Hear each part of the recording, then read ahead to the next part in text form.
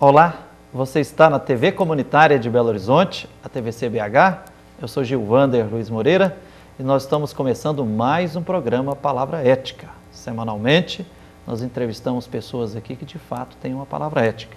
E hoje, com muita alegria, estamos aqui para entrevistar a doutora Cleide Aparecida Nepomuceno. Doutora Cleide, bem-vinda aqui no Palavra Ética. Muito obrigada. Sinta-se em casa, como na sua casa ou lá na Defensoria Pública. É um prazer estar aqui.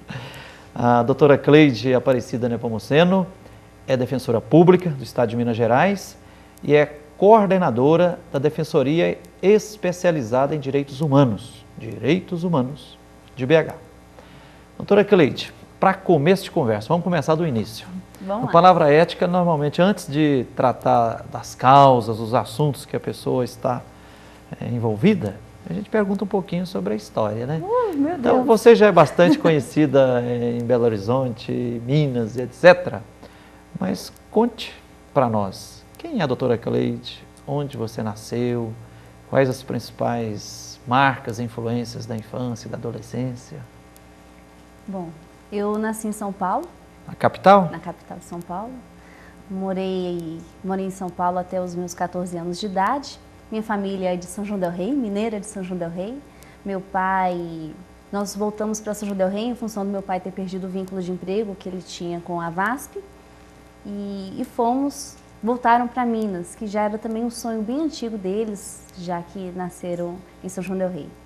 Formei meu segundo grau em São João del Rei e depois, motivada pelo desejo de fazer um curso universitário, e dos que me agradavam nenhum tinha em São João del Rei, e também motivada por aquele desejo de gente jovem mesmo, né? Sair do segundo grau, querer estudar, querer trabalhar. Aí quis vir para Belo Horizonte, meus pais me acompanharam. Aí eu fui parar no direito Isso tem pouco tempo? Ah, que pergunta difícil! Isso tem uns 15 anos. Aí eu fui fazer direito porque numa entrevista de emprego no escritório de advocacia, para ser simpática, eu falei que queria fazer direito. Aí consegui emprego, fiz direito para não ser mentirosa. Oh, que legal. Mas eu gostei muito do curso. Você fez direito aonde? Na PUC Minas, unidade de contagem. Ah, ok. E aí depois, por que aí você gostou do curso de Direito, resolveu se tornar defensora pública? Como foi essa história aí? Olha, fiz o curso de Direito, gosto muito e aprendi a nutrir um respeito muito grande por todas as profissões que existem no direito. Todas elas são, de fato, essenciais à administração da justiça. Primeiro eu fui para a advocacia, mas por não ter família, muitos contatos aqui em Belo Horizonte, tive dificuldade na advocacia e fui fazer concurso público. Nos concursos públicos, os primeiros que eu passei, um deles foi a Defensoria Pública, na qual ingressei em 2005. Foi no decorrer da profissão... Então você já é defensora há 6 anos? Há 6 anos. Foi no decorrer da profissão, do exercício da Defensoria Pública, que eu fui realmente descobrindo as perspectivas que essa instituição tem, a sua missão, o quanto que ela é importante e o quanto que é apaixonante ser defensora pública. Hoje eu vejo que é nessa profissão realmente que eu me encontro, apesar do respeito que tenho por todas as outras. Então, já que você puxou a lebre aí, qual a missão principal da Defensoria Pública? De um defensor, de uma defensora pública? A República Federativa do Brasil, regida pela sua Carta Constitucional, que estabelece uma série de direitos fundamentais.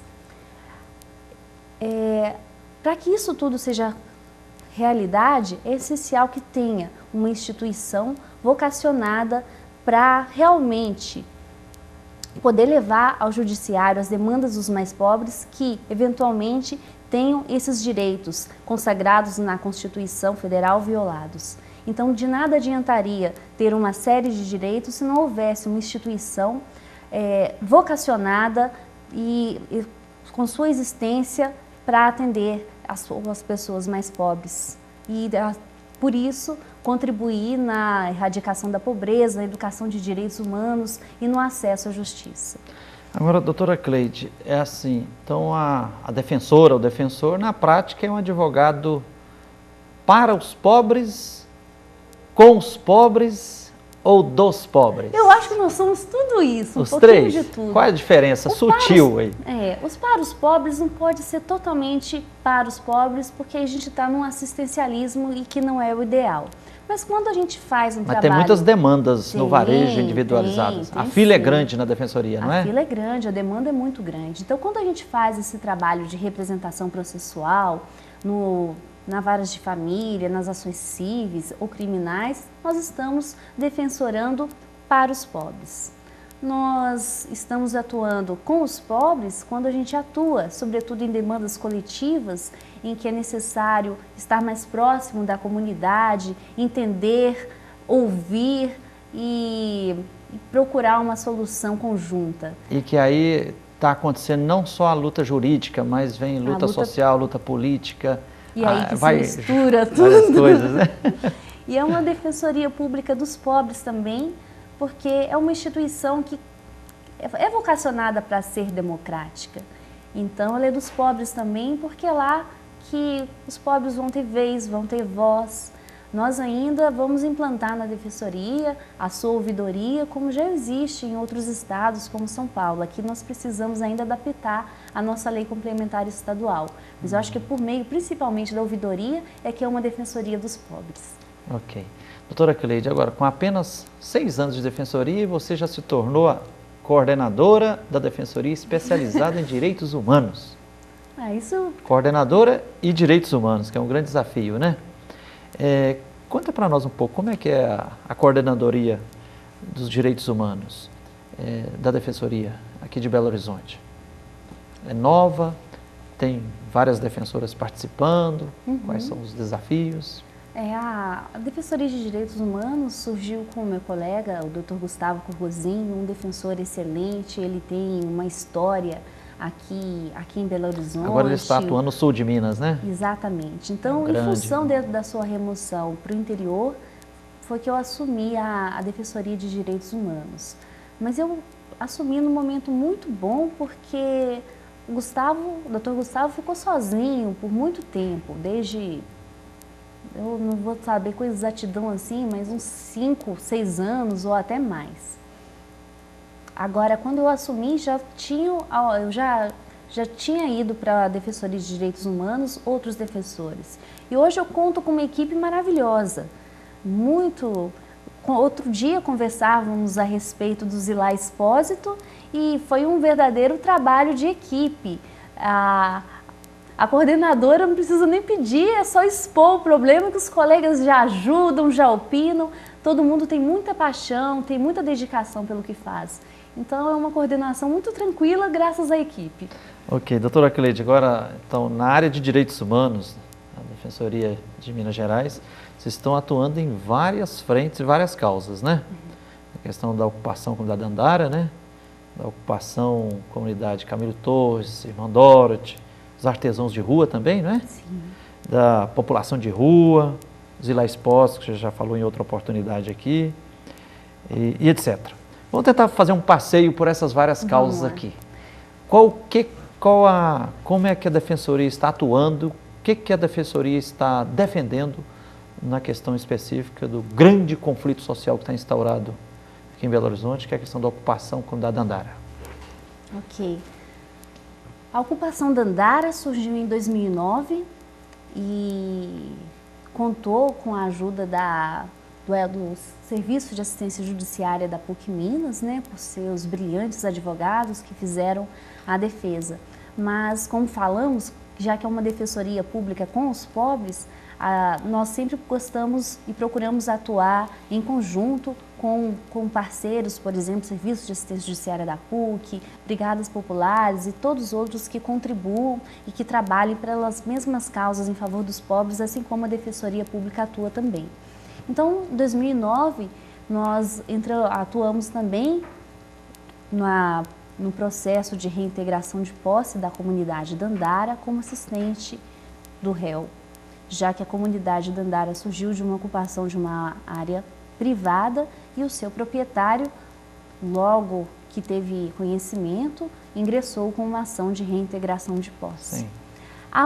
Ao lado da defesa da ação de reintegração de posse, a Defensoria Pública ingressou também com uma ação civil pública junto à Fazenda Pública Estadual, pedindo a condenação dos entes públicos, Estado, município, em políticas públicas habitacionais em favor dessa comunidade atingida e colocando no polo passivo da ação também a construtora Modelo. Então, assim, quer dizer, a ocupação da comunidade Dandara, ela está sendo objeto de disputa judicial na vara civil e na vara pública. Exato. Explica para nós, como é que pode? Não tem que estar tudo junto? Exatamente. O que a gente pensa é que a existência de uma ação civil pública na vara pública atrai, por força da conexão, que é um instituto jurídico, a reunião dos dois processos. Porque, embora não esteja claro uma questão de prejudicialidade, mas o cumprimento de eventual liminar de reintegração de posse esvazia o conteúdo da ação civil pública, que é proteger o direito à moradia, dignidade humana das pessoas que estão na comunidade Dandara. Então, as duas ações têm que ser reunidas, porque o julgamento de uma ação desconectada da outra esvazia o conteúdo da ação civil pública. E a conexão então, ainda não foi aceita pelo Poder Judiciário? Nós estamos defendendo essa tese da reunião dos processos, mas ainda não foi julgado definitivamente pelo Poder Judiciário. E teve audiência de tentativa de conciliação na sexta vara pública, né? Qual foi o resultado dessa audiência? Aconteceu, acho que no último dia 20 de outubro, né? Agora, 2011, né? O magistrado que presidiu a audiência se mostrou bem sensível a contribuir pela conciliação das partes, mesmo porque isso é uma das atribuições do magistrado, tentar uma conciliação, mas via-se uma preocupação muito grande de realmente contribuir para que essa conciliação fosse efetivada. Então, como resultado dessa audiência, saiu várias sinalizações, várias propostas de acordo e a ata foi encaminhada para várias autoridades. Nós a Defensoria Pública, acreditamos, estamos abertos realmente para uma solução negociada, se isso for possível. Mas, lógico, um acordo não depende só da Defensoria, depende da Dandara, depende da proprietária, depende dos entes públicos, mas seria muito bom se caminhássemos por uma solução aí encontrada de comum acordo por todos aqueles partícipes e responsáveis pelo futuro ali daquela comunidade. Aí, sem dúvida, né? A experiência e a história demonstra que conflito social se resolve com política social, com diálogo. Jamais com repressão. Não é com polícia, não é com colocando né? uma família na rua. Nós defendemos também a ideia de que a proprietária está reivindicando a sua posse daquele local, mas a posse como era antes já não existe mais. Hoje Dandara é um bairro, hoje Dandara tem uma função social de atender, de servir como moradia de várias pessoas pobres que ali estão, que ali construíram um sonho, construíram seus laços de afeto, de família, de solidariedade. Ali agora é um bairro e, semelhante a uma desapropriação indireta, lá hoje já tem uma finalidade social. Exatamente. Então, aguardamos aí o desfecho das ações e do que o judiciário vai fazer, mas também, havendo oportunidade de negociar, vamos em frente, vamos discutir, vamos procurar caminhos para evitar o despejo de todas essas famílias na rua, que seria um caos social muito grande que Belo Horizonte não merece assistir. Exatamente. Doutora Cleide, a prosa está boa, mas nós vamos ter que fazer um pequeno intervalo. Né? Nós vamos a um pequeno intervalo aqui no Palavra Ética. Hoje nós estamos entrevistando a doutora Cleide Aparecida Nepomuceno, defensora pública do Estado de Minas Gerais, coordenadora da Defensoria Especializada em Direitos Humanos, aqui de Belo Horizonte. Nós vamos a um pequeno intervalo e voltamos já já.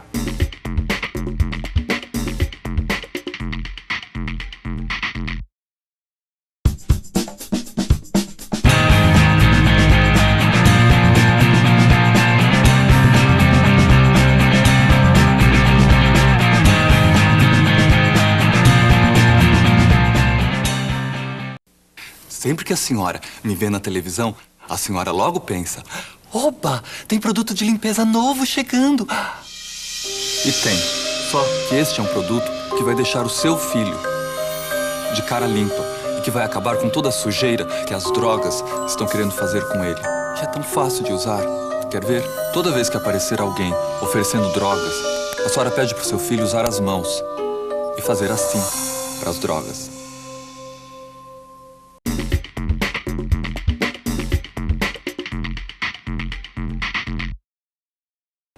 Olá, você está na TV Comunitária de Belo Horizonte, a TVC-BH.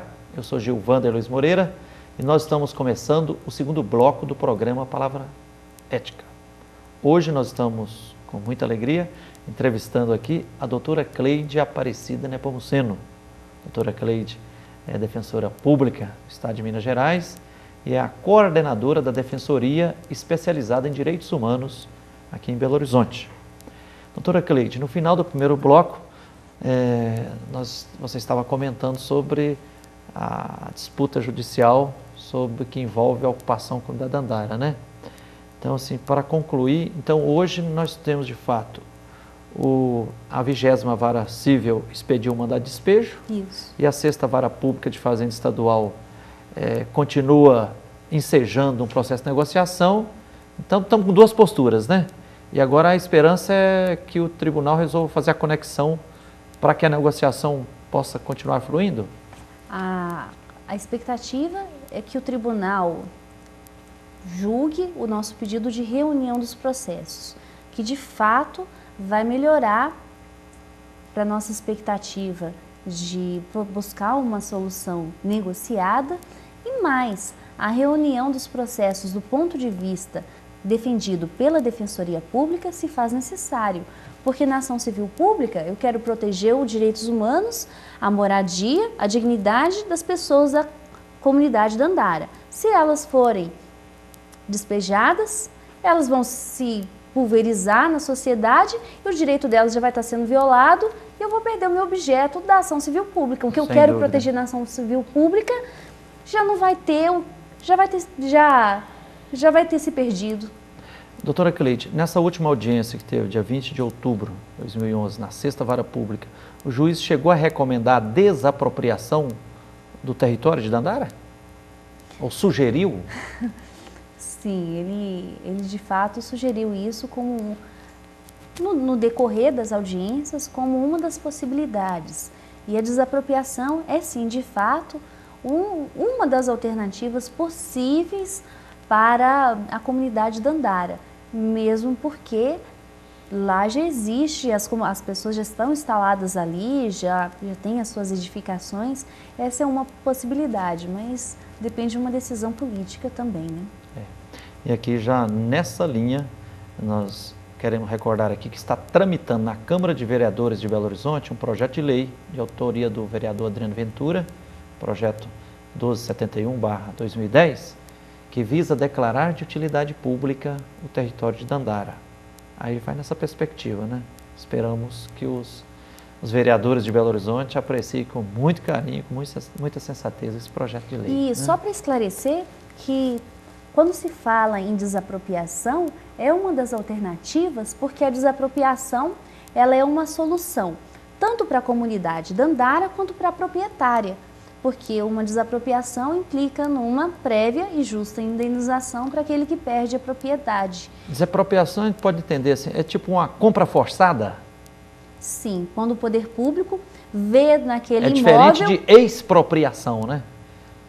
Exatamente. Expropriação... A desapropriação ela implica uma indenização prévia e justa. A expropriação não, você está sendo tirado dos seus bens, se só existe expropriação para, se for aquela propriedade usada para cultivo de plantas psicotrópicas e ilícitas. Né? Exatamente. Então a desapropriação, quer dizer, o poder público desapropria, aquilo passa a ter aquela finalidade social, no caso, viabilizar a habitação popular para as famílias, e a construtora recebe um valor. Isso. E eu acho até bom esclarecer, né? para aquelas pessoas que estão nos ouvindo, porque sempre que se pensa numa ocupação, A primeira alternativa que se imagina é a usucapião como um instrumento de regularização fundiária, mas no caso da comunidade Dandara, não cabe a usucapião, porque o tempo de posse é pouco e porque a posse é litigiosa.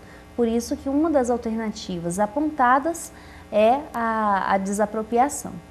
Ok. Doutora Cleide, a Defensoria Pública, também a área de Direitos Humanos, vocês estão acompanhando também a ocupação Camilo Torres? A Camilo Torres e outras ainda, mas a Camilo Torres é uma delas. O que é que está em questão lá, que se diferencia, por exemplo, da questão da Dandara? A Camilo Torres, assim como a Dandara, também é uma ocupação cuja posse é litigiosa na justiça. Existe uma disputa pela posse. Para quem não conhece, está aqui na região do Barreiro, né? O Camilo Torres está na região do Barreiro. Tanto na Camilo Torres como na Dandara, existe uma ação civil pública da Defensoria Pública pedindo a responsabilização dos entes públicos pela política pública habitacional dessas comunidades. Só que a Camilo Torres tem um diferencial ainda em relação à Dandara. Na Camilo Torres se discute a cadeia dominial, a cadeia de transmissão dessa propriedade para os seus atuais proprietários que teriam descumprido obrigações contratuais que era de instalar no local um parque industrial. Então tem essa discussão na justiça. Quer dizer, o terreno era público e passou para a iniciativa privada. Que teria algumas obrigações contratuais que foram descumpridas.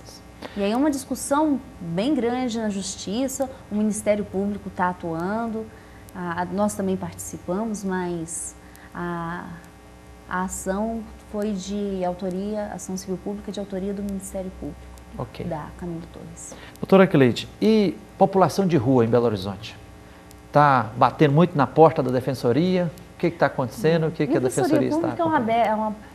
Portas abertas para todas aquelas pessoas carentes e que necessitam dos nossos trabalhos.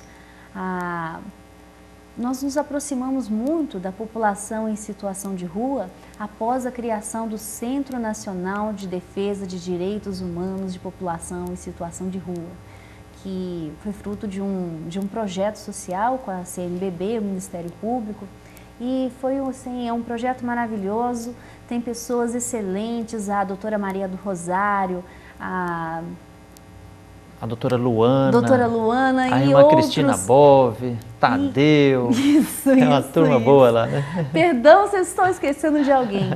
E toda essa equipe tem nos ajudado muito a nos aproximar desse público. A Defensoria Pública está também participando do Comitê de Acompanhamento de Políticas Públicas para Moradores em Situação de Rua do município. E o que eu tenho a dizer é que a população em situação de rua tem todos os direitos que todo cidadão tem. Direito à saúde, direito à habitação. Só que pela sua vulnerabilidade social, é um público que demanda mais por políticas públicas sociais. E por isso, um dos caminhos que nós encontramos para defendê-los foi participar desse comitê de acompanhamento de políticas públicas para moradores em situação de rua. Mas já recebemos denúncia de que a fiscalia de apreensão de carrinhos de catador de material reciclável, de pessoas que tiveram bens particulares apreendidos. Nós acompanhamos, já recebemos denúncias de morador em situação de rua que foi envenenado. Enfim, teve 8 lá na praça lá Santa Amélia, que chumbinho na cachaça deles, né? Saiu até em rede nacional aí, já são dezenas que foram assassinados esse ano, não foi? A violência está grande em cima. Foi. Infelizmente, ainda é um público que é mal compreendido e que realmente, pela vulnerabilidade social em que eles estão, demandam de políticas públicas. Teve uma iniciativa muito boa que teve do município de Belo Horizonte deles receberem o direito de almoçar no restaurante popular. Agora se discute da possibilidade de eles conseguirem almoçar também nos sábados e no domingo. E, enfim, acho que precisa haver um progresso nas políticas de material reciclável, porque é uma das formas de algumas pessoas que estão nessa situação conseguirem dignamente o seu trabalho, o seu sustento. E tem aparecido várias reportagens dizendo da vinculação da população de rua com crack. Você tem observado isso? Ou é uma cota grande de preconceito que está misturada aí? É difícil a gente afirmar algo sem ter estatísticas sérias. Eu acho que a gente não pode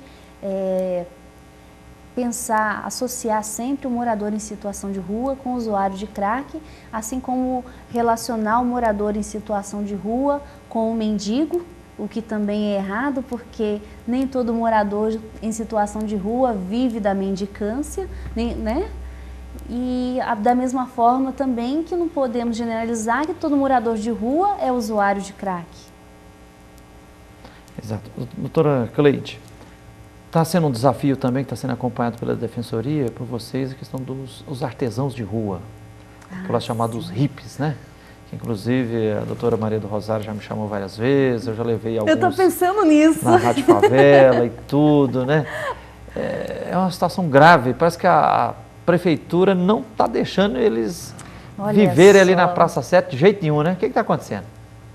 Primeiro, acho que é importante a gente esclarecer que esses artesãos de rua, que nós conhecemos como hippies, pelo seu modo de vestir, pelos cabelos, eles próprios não se identificam como hippie, eles se identificam como artesãos de rua. E é muito interessante quando nós nos aproximamos deles e nos aprendemos como que é essa forma de auto-identificação, de autoconhecimento. O grande desafio que eles enfrentam é serem considerados como artistas de rua e aí sim poderem trabalhar a sua arte, vender, expor o seu artesanato de forma mais livre e sem censura. Que eu achei legal. E sem licença prévia. Um deles, aliás, de todos eu ouvi assim, nós não somos camelôs, somos artesãos, né? O que nós produzimos aqui é arte, é para a nossa sobrevivência, vivemos com o mínimo. Pois é, o que... E chegaram até me falar assim, olha, lá em São Paulo, na Praça da República, quando expulsaram os artesãos de rua, depois virou uma Cracolândia. Então a praça é pública, tem que continuar sendo pública. Por aí. Esse é o desafio deles, porque eles fazem o seu artesanato, exibem e de fato comercializam o seu artesanato.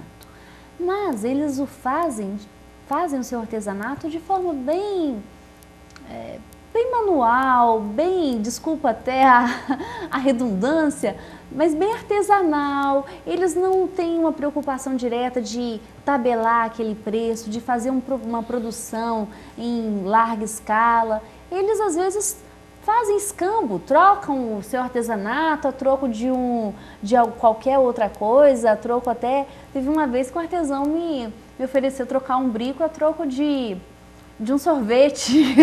Então, isso que eles falam. Eu ganhei um. Você ganhou? Não, mas eu também ganhei. Então, eles explicam isso, que eles não estão preocupados em fazer uma produção em larga escala. Eles estão mais preocupados em expor a sua cultura, viver daquele artesanato e conseguir a sua sobrevivência. Eles querem ser reconhecidos como artistas de rua, artesãos de rua, e serem equiparados a artistas. Ok. Doutora Cleide, acho que você já vai ficar convidada para a gente voltar aqui outra vez, porque... Eu gosto muito de conversar. A conversa é longe, mas o tempo acabou. Obrigadão de coração por a sua presença aqui no Palavra Ética, tá? Um grande prazer. Recordando aqui, além do que nós conversamos, tem muitas outras frentes de atuação nas quais a doutora Cleide está envolvida, né? Por exemplo, a doutora Cleide representa a Defensoria no Conselho Estadual dos Direitos Humanos, ajudando no programa lá, né? de proteção aos defensores ameaçados de morte, né? Então, obrigadão de coração à direção da TV, a todos que nos ajudam aqui e a você, telespectador, que nos honrou com a sua atenção. Obrigadão e até o próximo programa.